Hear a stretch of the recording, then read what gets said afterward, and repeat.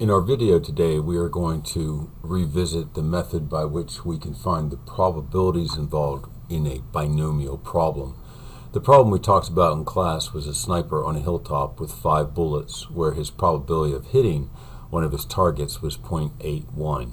Now, our challenge in an exam is to quickly and accurately fill in this table right here, showing all the probabilities associated with each one of the possible outcomes in terms of the number of hits.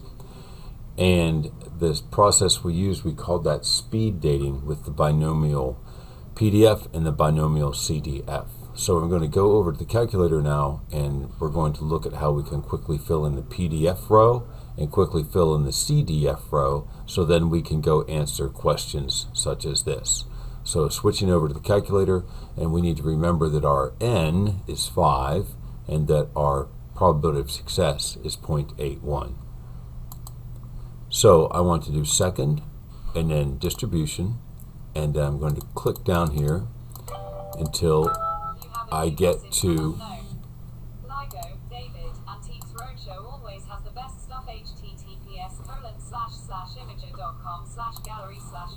binomial PDF, and we're going to choose that. And our number of trials is 5, and our probability of success is 0.81. And it's critical that you put 0.81 there and not 81 or 8.1 or 81.0. It must be 0.81. We leave the X value blank, and this is how we speed date. And then we enter, enter, enter. And what we see here is the beginning of a row of numbers. And so this is 0.000247, etc. And that is the probability associated with 0 hits.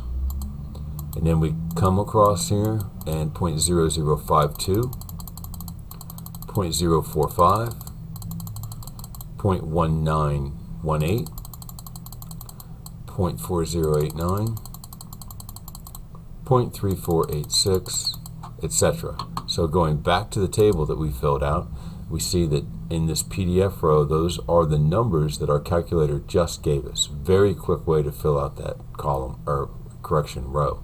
All right, let's go look at the CDF. Back to the calculator, second, distribution, coming down to the binomial CDF, choosing the binomial CDF. We have 5 trials. We have a 0.81 probability of success. I'm leaving the X value blank because I want the calculator to give me the entire row all at once. And there's my entire row of my CDF. Obviously they go a little crazy with the number of decimal points. That's okay. We just pick and round it down to maybe 3 or 4 or 5 decimal points.